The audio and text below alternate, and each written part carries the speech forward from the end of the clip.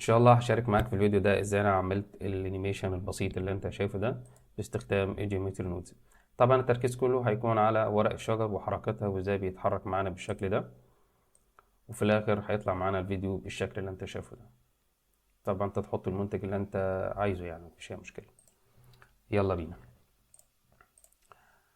نفتح البرنامج معانا، نفتح بلندر، واهم حاجه طبعا نكون مفعلين الاختصارات والحاجات اللي معانا. ماشي، وكالعادة بنشيل الحاجات الموجودة معانا دي. طبعا هنضغط على 7 شيفت ايه، ونيجي من ايمج نختار مش بلين، ونجيب صورة بقى. طبعا انت بتجيب اي صورة بتفرغها تخليها بي ان دي وتحطها زي ما انت عايز، تختار الصورة المناسبة لك يعني.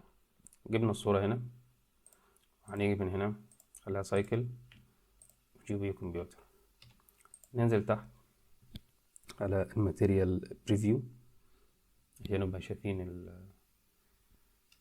الورقة معانا او الشغل بتاعنا عامل ازاي. ماشي، طبعا الورقة هنخلي ورق الشجر هنا ونسميها ليف، سيبها كده. نخفي الجزئية بتاعة الورقة دي دلوقتي، مش عايزينها خالص، هنحتاجها في الآخر.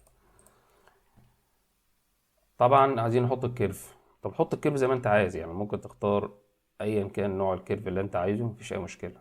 بس انا عامة انا بفضل، احنا لو جينا هنا اخترنا كيرف تاني، الكيرف هتلاقيه اللي هو هيكون موجود هنا كده. هو الكيرف ده اللي احنا هنستخدمه، بس انا هقول لك هنجيبه منين. هنيجي من هنا edit reference، من extension، وهتكتب هنا extra، هنا extra curve object، وتفعل الاختصار ده معاك، الادون دي تضيفها عندك. اول ما تضيفها وتدوس من هنا سيف، هترجع هنا شيفت ايه وهتلاقيها جت معاك. تختار الكيرف من هنا كده. طبعا تيجي من هنا وتتحكم في اعدادات دي، هنخليها مثلا تزود كده قطر معانا. طبعا من هنا طبعا عايزين نخليها كبيرة شوية، طول، تعمل الكيرف اللي انت عايزه. هنخليها على كده مش مشكلة. طبعا انت ممكن تحط المنتج بتاعك هنا برضه، يعني انت وخيالك، بس احنا الشغل كله النهارده هيكون على الكيرف. نقسم الشاشة كده. طبعا ده شغلنا هيكون هنا، هنخليها كده ونختار الجيومتري نودز، نضغط عليه نيو. يلا بينا. اول حاجة هنعملها هنختار شيفت ايه سامبل كيرف، نختار كده، وبعدين شيفت ايه نختار set position، set position، شيفت ايه set position. ماشي، هنختار من هنا برضو شيفت ايه، نختار حاجة اسمها بوينت. طبعا هنوصل البوينتس هنا بالجيومتري، بالجيومتري كده. ظهرت معانا النقطة اللي معاك دي، النقطة دي اللي هي بتمثل ورق الشجرة اللي هيكون معانا. ماشي، طب هنختار هنا حاجة اسمها عشان نظهر الكيرف، عايزين نظهر الكيرف معانا، هنختار الانبوت، جروب انبوت، وعايزين نوصله كده. يبقى كده هنعمل كده، لا اما يوصل الكيرف لا اما يظهر لنا النقطة بتاعت ورق الشجرة. طب عايزين الاتنين يظهروا مع بعض، فهنيجي هنا شيفت ايه ونختار جوين جيومتري، نوصل كده. ظهر معانا كيرف اللي ورق الشجر هيمشي عليه، وظهر معانا النقطة اللي هي البوينت اللي هي بتمثل معانا ورق الشجر اللي يكون معانا. طيب هنختار من هنا من البوزيشن والجيومتري كده. طبعا احنا خلاص هي دي اللي هي دي، يعني ما فرقتش كتير، فخلاص دي ملهاش لازمة دلوقتي. لا، كان المفروض المفروض نستخدمها نخليها معانا هنا. ليه؟ عشان تبقى موجودة معانا على أول الكيرف، فدي حاجة ودي حاجة. دي موجودة معانا على أول الكيرف هنا، دي الهدف من وجودها. أما دي الهدف من وجودها إن هيبقى موجود معانا الكيرف يكون ظاهر معانا. تمام، ادي كده خلصنا اول جزء. طيب عايزين نزود العدد بتاع الورق الشجر اللي معانا، البوينت اللي معانا دي. لو زودنا كده من هنا تزود زي ما انت عايز، بس هتلاقي مفيش حاجه بتظهر. ليه؟ لان كل النقط موجوده على نفس النقطه دي. فاحنا عايزين نخلي ورق الشجر اللي معانا ده او النقطه دي تكون موجوده على الكيرف كله. نعمل ايه؟ هنيجي هنا نختار شيفت ايه، مش ماس، اختار ماس. من هنا هنختار فراكشن، برضو شيفت دي، اختار واحدة تاني نخلي دي اد. وهنا شيفت ايه هنختار راندوم فاليو. نوصل كده بالفاكتور.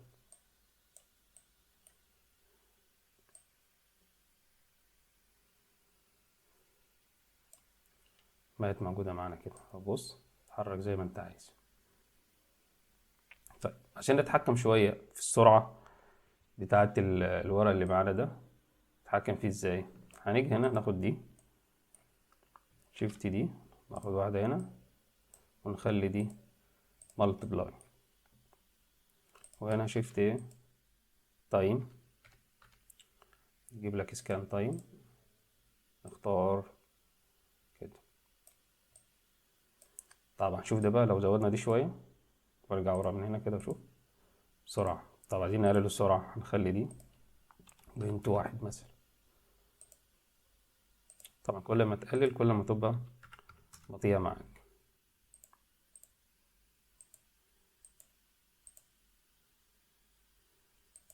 بس تتحكم في السرعة من هنا. طبعا هنا بتزود العدد زي ما انت عايز يعني.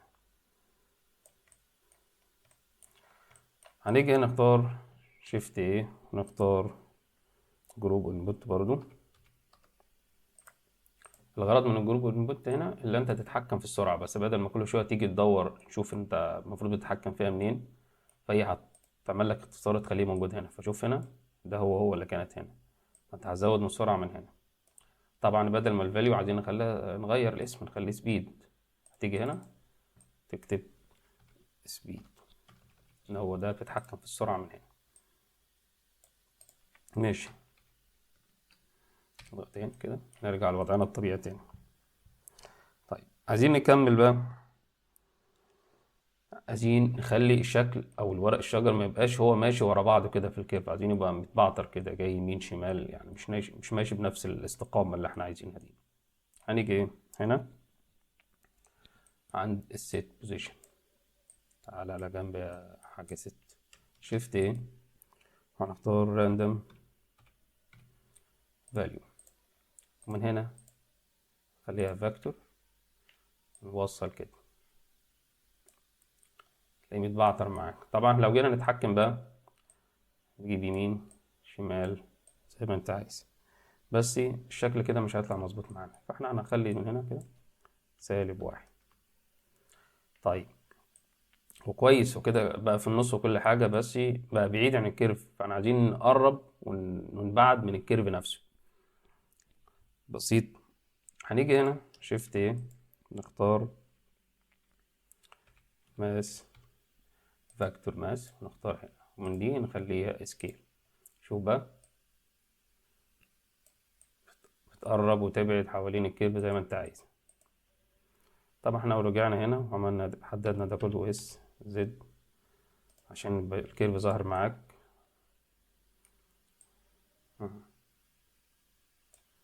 زي ما انت عايز.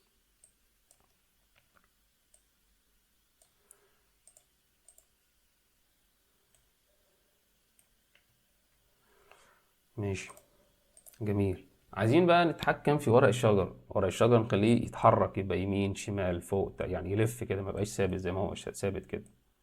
لو بصيت كده ماشي بحركة ثابتة، ده كله هنلاحظه دلوقتي.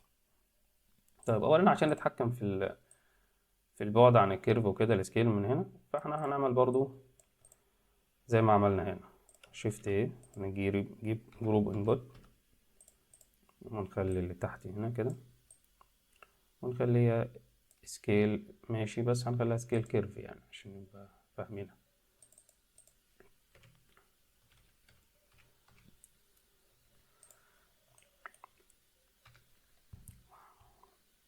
نرجع للنقطة بتاعتنا، هنيجي بقى ازاي نتحكم في ورق الشجر نفسه بقى.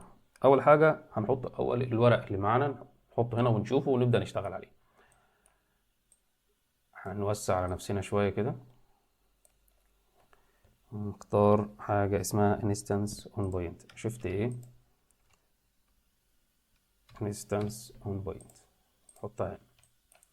شيفت ايه برضو تاني، نختار جروب انفورميشن او اوبجكت انفورميشن، اوبجكت انفورميشن، والجيومتري نختار الانستنس. هنا بقى تختار ورق الشجر اللي احنا موجود معانا هنا، اختار، ظهر معاك بالشكل ده، بس لو شفت هتلاقي كله بيتحرك في اتجاه ثابت. عايزين بقى نتحكم في الورق نفسه، في حجم الورق وفي الروتيشن بتاعه. هنيجي هنا، طبعا اتحكم في الروتيشن من الجزء ده، طبعا انت ممكن تتحكم من هنا كده زي ما انت عايز، بس مش ده الشكل برضو اللي هو هيبقى كويس. وهنا تتحكم في السكيل برضو، بس هيبقى شكله يعني بشع شويه. فانا برضو زي ما عملنا كده هنا في الجزء كده، هنختار برضو راندوم فاليو ونبدا نشتغل عليه. نيجي هنا شيفت ايه، نختار راندوم فاليو، خليها فيكتور، ومن هنا برضو ناخد دي، نختار واحده هنا خليها اد، الفاليو بالفاليو، الفاليو بالفيكتور، نختار الفيكتور بالروتيشن. بقى معانا كده. لو جينا نشوف ماشي، بس برضه لا لسه. طبعا عشان الورق الشجر يلف حوالين نفسه، عايزين الورق ده يلف حوالين نفسه ميبقاش ماشي ثابت كده. نعمل ايه، هنيجي هنا نختار من هنا كده، نحدد الجزء ده كده، نكتب 6.283، ده اللي هو معناه هيخليه يلف حوالين نفسه 360 درجة. لو عملنا كده، بس السرعة بطيئة جدا، فتكاد تكون انت يعني مش ملاحظينها. ده ان حجم الورق برضو محتاج نعدل عليه شوية. شيفت ايه، من هنا نختار برضو المقاس، ومن هنا خليها multiply، والفاليو بالفيكتور هنا،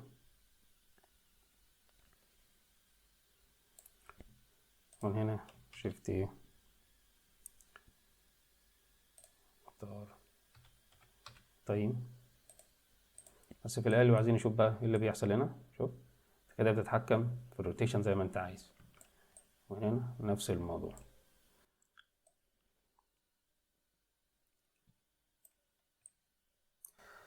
فهنختار من هنا كده، شوف كده،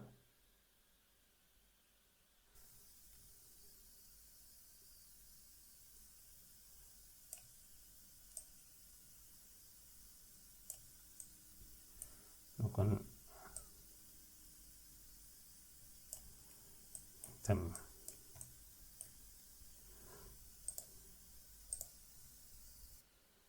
لا السرعة عالية شوية، هنقلل السرعة نخليها 0.1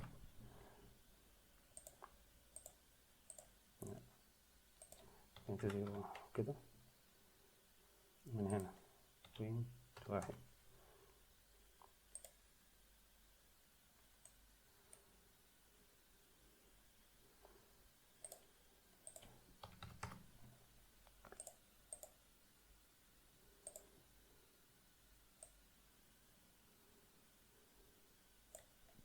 ماشي.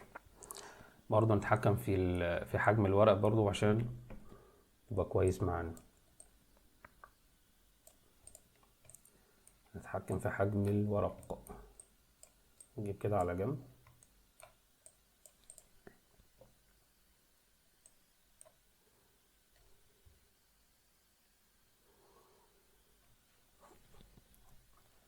كالعادة هنجيب برضو الراندوم فاليو شيفت دي من هنا،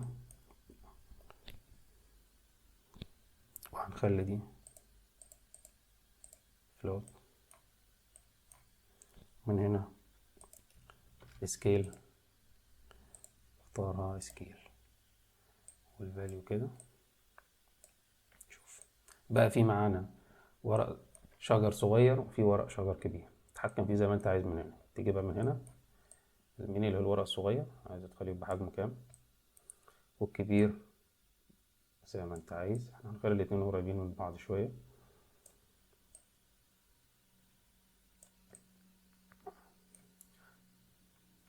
طبعا احنا قلنا احنا بنتحكم في عدد ورق الشجر من هنا. برضو انت ممكن تعمل له اختصار هنا برضو عشان تزود زي ما انت عايز برضو. شوف كده، هنخلي مثلا شيفت ايه جروب انبوت تاني.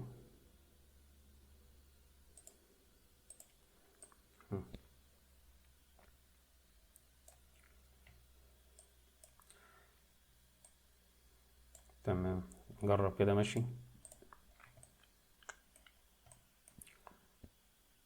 عادة عندك انك تتحكم في الكيرف زي ما انت عايز، سبيد زي ما انت عايز برضو هنا، وعدد وعدد ورق الشجر اللي معانا.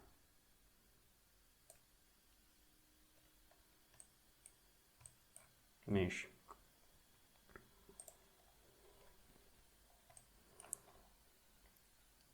باقي حاجة معانا بسيطة برضو عشان الشكل يبقى افضل. هنيجي هنا نختار شيفت ايه من هنا، خلي دي مالتبلاي كده. هنا شيفت ايه راديوس،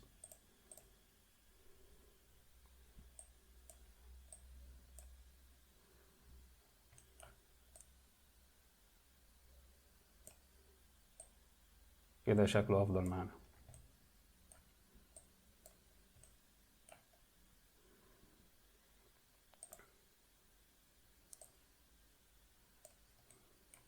نزود السرعة شوية. طب الحاجات دي يعني انت براحتك، شوف انت عايز تعمل، عايز الشكل يبقى عامل ازاي زي ما انت عايز.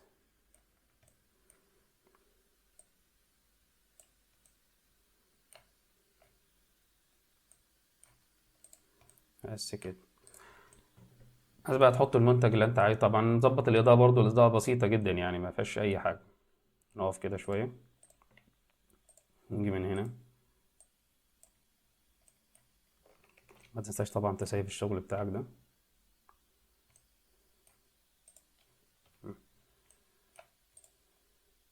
شيفت ايه، تختار لايت، اريا لايت ار اكس كده. بس طبعا ده ممكن نصغره عادي مش حصل حاجة. نقرب دي كده دي واي هنا مثلا، خليها وليكن 20. عادي خليها 50 يا سيدي. من هنا شيفت دي ار، شيفت دي تاني هنا كده.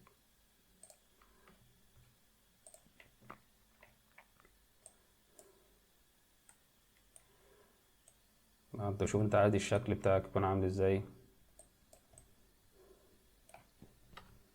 مثلا شيفت ايه ونجيب كاميرا، كنترول الت زيرو.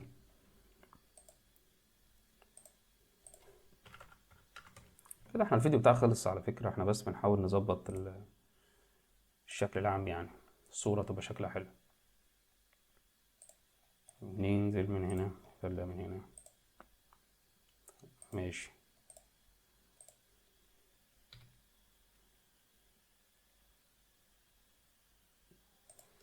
ممكن نقرب دي شوية.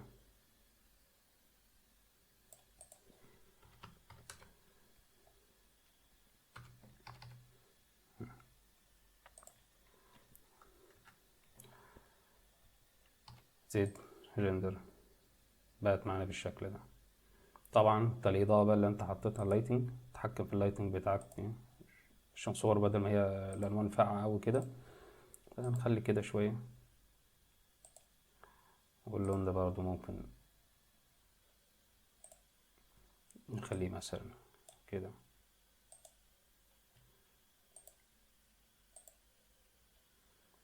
انت بتلعب في الاضاءة عامة. ننزل نخلي دي كده. جميل. كنترول بي، نختار الجزء ده كده. ممكن برضو يعني عشان تطلع معاك برضو شكل كويس، عملنا كده بلين. اختار مثلا ار اكس سي جي واي كده، خليها مثلا روتيت كده، كبر دي كده.